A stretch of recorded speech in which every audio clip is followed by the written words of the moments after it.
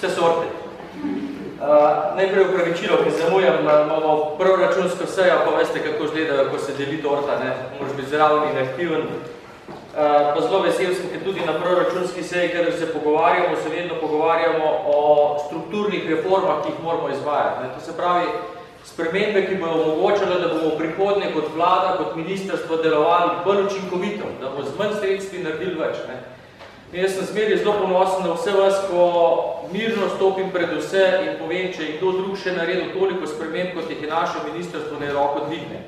Pa kljub temu vem, da stalno se sredstva zmanjšujejo, prenašajo, spreminjajo, ampak to je narava našega dela. Ne? Narava našega dela je tako, kot v vsakem drugem podjetju, v vsaki drugi organizaciji, se vsak dan sprašuješ, kako boš z resursi, ki jih imaš na voljo, naredil več, oziroma z manj resursi naredil vsaj toliko kot do sedaj.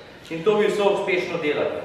Jaz sem tukaj pred sabo samo spisek naših enot, pa vam povem, da nimam nič napisano okoli tega, ampak se sprašujem, kaj smo naredili zdaj v preteklem obdobju, v zadnjih letnih mesecih. Ne?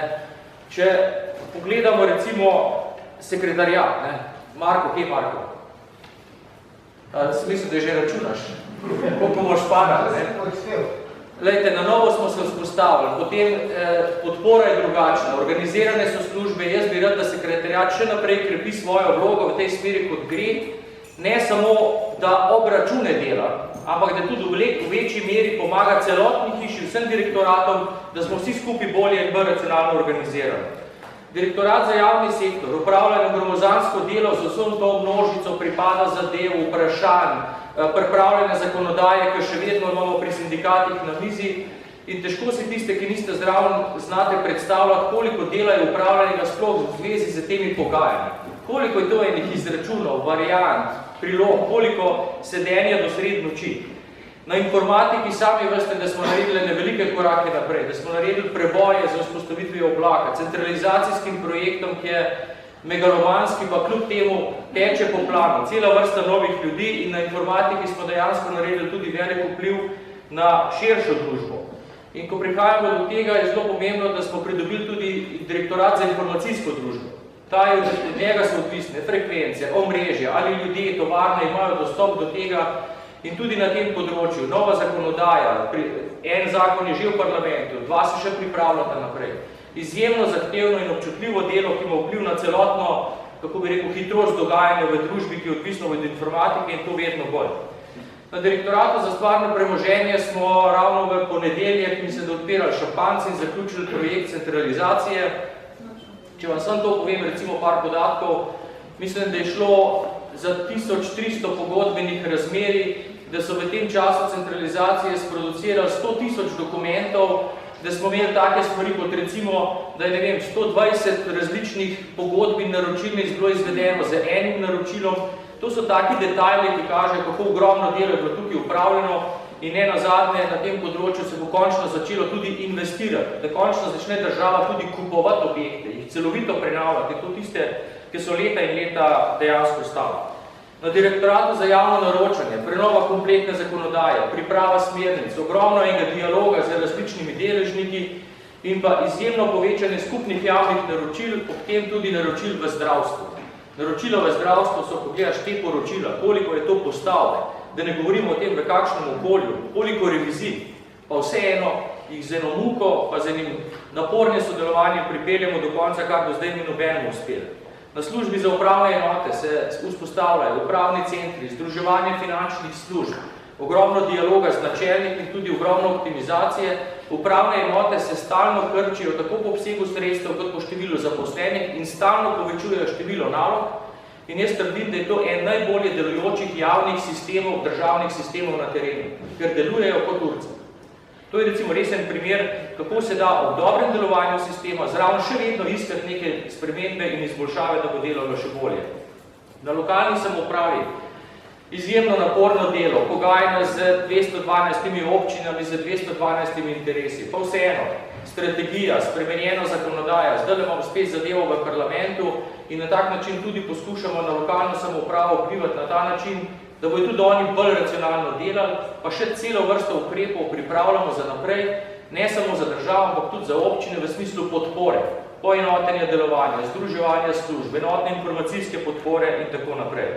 Na nevladnih organizacijah nova strategija, nov zakon, grejo zdaj naprej svojo pot tudi parlamentarno, sredstva, ogromno kontaktov z nevladnimi organizacijami na terenu, regijska stičišča se vzdržujejo in krepijo svojo vlogo, da tudi nevladni sektor dobiva na svojem pomenu.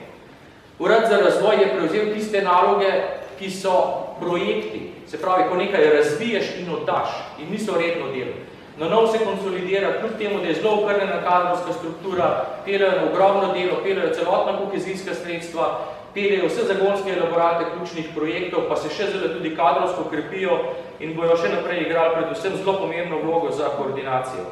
Na službi za transparentnost, integriteto, politični sistem, STIC, na mednarodnih lestvicah zelo napredujemo pri integriteti. Zaključili smo zadnjo serijo teh ukrepov, ki jih je tudi, kaj že ta mednarodni Greko priznal kot velik napredek in zdaj začenjamo z novo serijo ukrepov za krepitev integritete, ki je tudi za moj okus res odlično pripravljeno. 4 nosilni stebri, jasne naloge, točno se ve, kdo ima kaj zadelati in na tak način se res spreminja tudi tisto, dejansko delovanje, ne samo pisanje nekih strategij pa zakonov, ampak dejansko delovanje državne uprave se s tem dejansko postopno spreminja.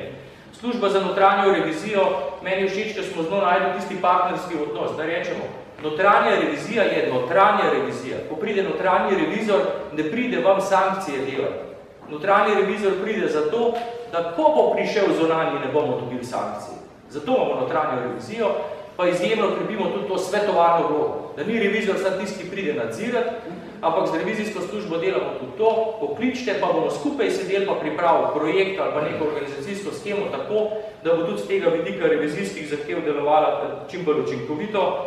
In nenazadnje inšpektorat za javni sektor, relativno majhna enota s strahovitim pripadom zadev, inšpekcijskih odločb, pa kljub temu se pripad oziroma zaostanki postopno zmanjšujejo in kljub temu smo uspeli uvesti tudi te tako imenovane usmerjene inšpekcijske nadzore, ko se inšpektorat ne odziva samo na prijave, ampak tudi proaktivno gleda tista področja, za katera samo ocenjuje, da so najbolj problematična. In nazadnje še kabinet ministra. Gor nam je pa lepo, ne? Pridemo v kabinet, pa gremo v 2 domov, ne?